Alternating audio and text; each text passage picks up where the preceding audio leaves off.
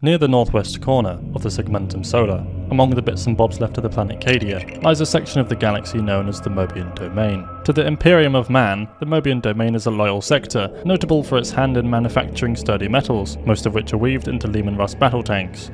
The capital planet of this domain, Atoma Prime, stations the Sector Lord Margrave, a very important bloke we haven't seen yet, along with production facilities capable of popping out Imperial war machines. Atoma may house 3 impossibly large cities, although to our knowledge the third, Tertium, is the only hive with any sort of relevancy or credit at the time. Apart from the usual Imperial nonsense, the Moebian Domain has its hands full with the dangers that any domain close to the edge of Imperial-owned space has to deal with, a threat lovingly teased as the Darktide. The Darktide in this case being an unfathomably horrific encroaching wave of Xenos, chaos, and other really messed up stuff. To combat this threat, regiments of the Astra Militarum are thrown into the deep end in a series of never-ending conflicts known as the Fringe Wars. Proximity to all the nasty business that occurs during war can really mess with the mind of even the most loyal Imperial soldier, even entire regiments, like Tertium's homegrown, highly honoured Moebian 6th.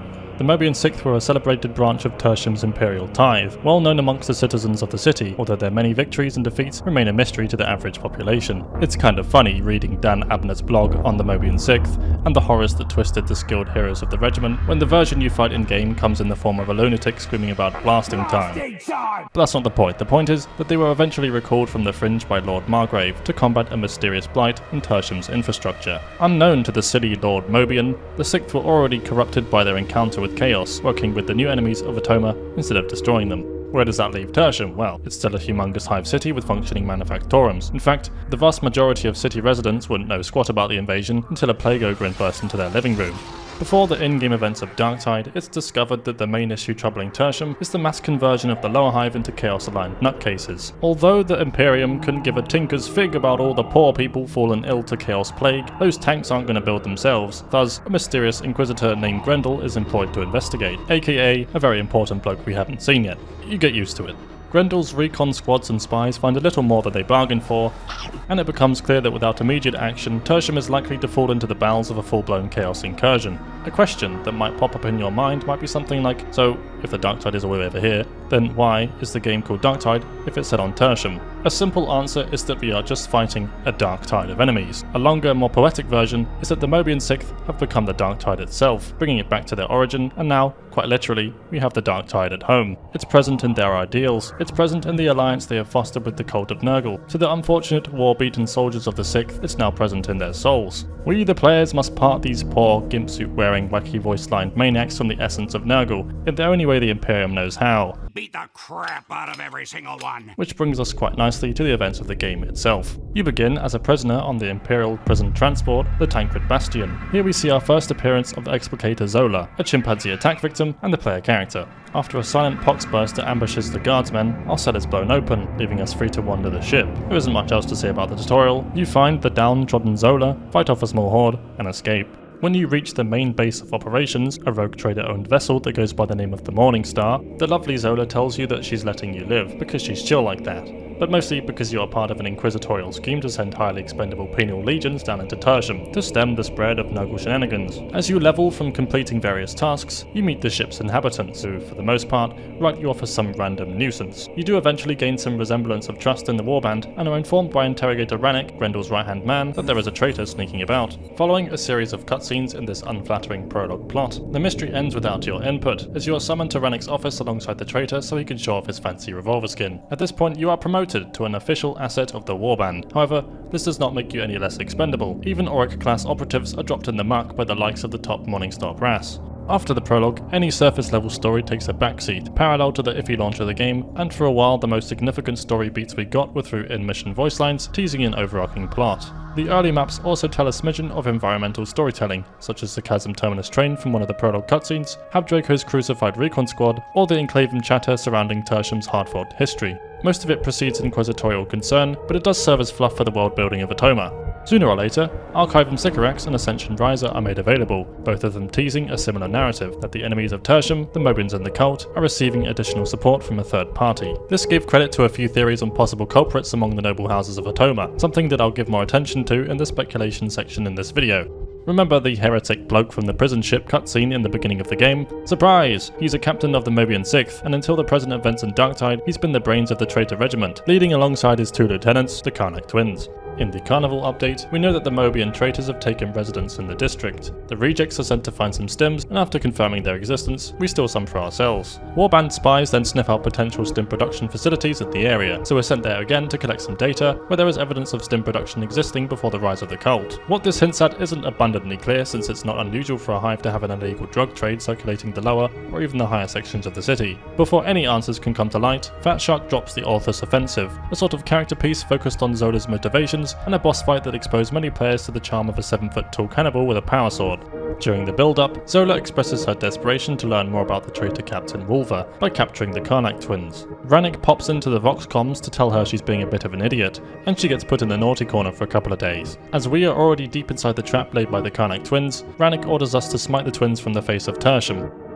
It's been a year or so, and we've barely scratched the surface of the blight plaguing Tertium. In the grand scheme of things, with small hints and clues dropped by the personality voice lines, we may be in it for the long run. But how long? Who really pulls the strings in the invasion? And what part will the rejects play in the fate of the city? I'd like to add a hive-sized disclaimer at this point in the video. We now enter the realm of conjecture-induced madness, because what would a Darktide Lore video be without a little speculation and personal bias? Now that doesn't mean I'm going to overhype future content predictions. Fat Shark is notorious for teasing something that is years away, or stuff that's not going to happen at all, so try to keep that in mind. When it comes to poking the future content nest and dangle it in front of our noses, personality voice lines are king. Since day one, we've all heard the Seer Psyker bang on about a second hive city, talk of Morrow's Necron parasites, or the gang's favourite coloured space marine. It all feels a bit cheeky since we haven't even dealt with this bloke yet. Zola seems to know more about Wolver than she lets on. It is, after all, plastered all over her hidden personal diary. Her records tease a possible former interpersonal relationship with the Karnak twins before they became the stinky duo, and before she joined the warband. Although not much can be derived from Zola's Vox whinging, or Wolver's identity from what we've seen, what we can speculate is that Wolver isn't working alone. Yes, he's the focus of the plot for now, but he's just part of the bigger picture. In the Morningstar prologue cutscene, we see Wolver kneeling at the foot of a Dreg shotgunner. Maybe this is just a nod to the Moebian traitors' early alliance with the Cult of Admonition, which kinda makes perfect sense and would be the sensible way of analysing the scene. Another interpretation is that this regular guy is a placeholder for someone higher up in the heretic food chain, which is what Fat Shark has done in the past for Vermintide. The Vox transmission series are a number of Inquisition spy-sent recordings, meant for the ears of the Morningstar officials. They were released on YouTube and follow the account of a very worried Wormwood agent, recounting her experience during the early recon before the rejects show up. In the last transmission, she's hunted down, and we hear the voice of an unfamiliar character. He mentions in particular wanting Inquisitor Grendel's soul, which isn't something a random heretic would want to know about, since Grendel is a mystery even to the Warband. While the nature of this heretic is hard to determine, it's still an insight into what we might be dealing with after Wolver, a soul-grabbing, gravelly-voiced lunatic. If someone held a las pistol to my head, then my best guess would be a Chaos Sorcerer of Nurgle, which is somewhat backed up by the presence of demon hosts and lesser demons in Tertium.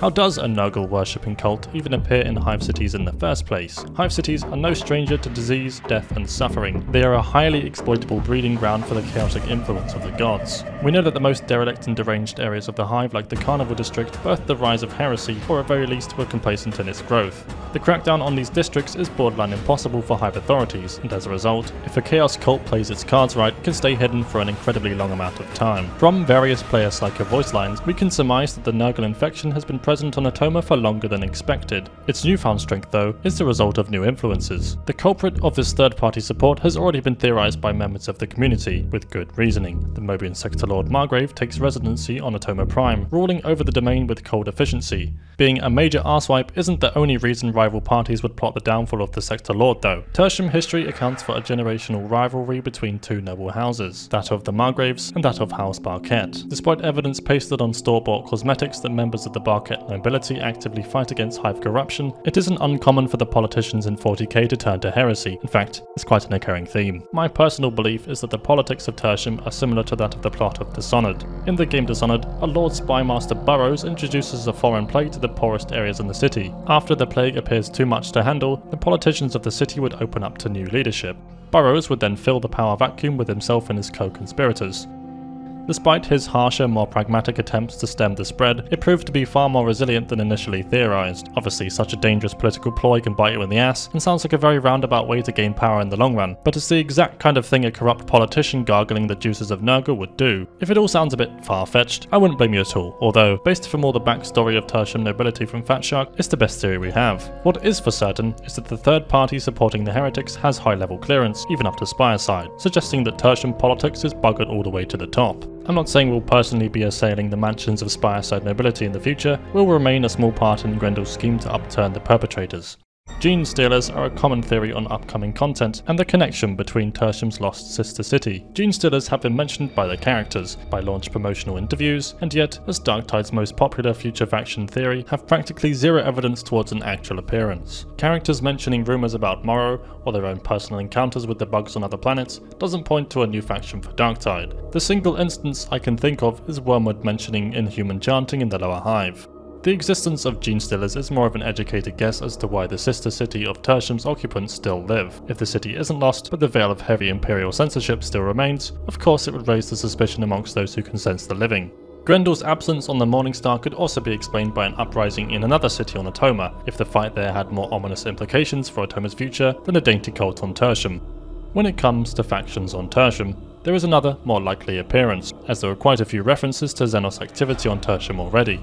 Wormwood initial Vox transmissions mention rumours of Xenos in the Hive. The Morningstar Vox announcements have a chance to mention possible Xenos sightings in the Deep Hive District Perdition 14. The characters have had voice lines since launch about Eldari involvement on Atoma, so perhaps a few Eldari really are sneaking around the ruins of the Deep Hive. Most recently, the Morningstar's Pickle Jar Psychosophony blabbers about warband rumours in the Psychanium.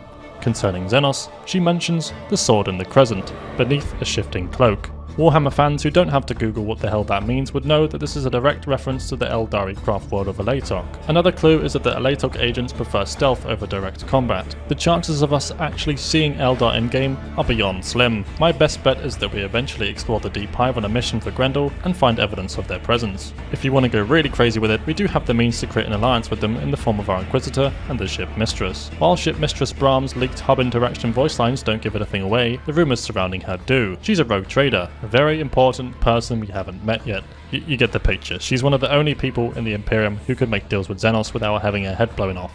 And she has. I can certainly see the lack of Imperial support justifying an alliance with Xenos to the minds of our rejects. Could it be that an encounter with an Eldari Ranger scout does not lead to immediate bloodshed? Probably not, but it's fun to imagine a possible future alliance with these pointy-eared weirdos anyway. Because Sophony is a massive shit stirrer and bane to the copium of Darktide Lore fanatics who have been starved of content for too long, she just has to go and mention a bunch of other random hints and name drops as well, such as the Hands of Messalina. The most likely identity of these folks is that they are fanatics of a cult, loosely based on Saint Messalina of the Moebian domain, but the YouTube clickbait version of an interpretation is that some sisters of battle are just chilling on Tertium for some reason. Amagus is also said to be roaming the Hive. In fact, half of these bloody teasers are likely going to be relevant at around the time we enter the Deep Hive. Durax Koran, an apparent black market trader, is also said to have set up shop there. Whether any of these teasers will actually go somewhere is to be said. Between the fight for Tertium, the very much needed pacification of Wolver and his allies, the mystery surrounding Grendel, there's a lot to think about. As a complete novice to the Warhammer universe, I think I've done alright peeking into the void. Plus, one of the best ways to learn a thing or two is to post something wrong on the internet. Feel free to correct me in any way, or tell me that the Gene Stealers are going to be in the game. Or share your own findings, because I'm honestly having a grand old time telling myself that there'll be more story added to the game soon. If you'll excuse me, I've got some bugs to set ablaze. Thanks for watching.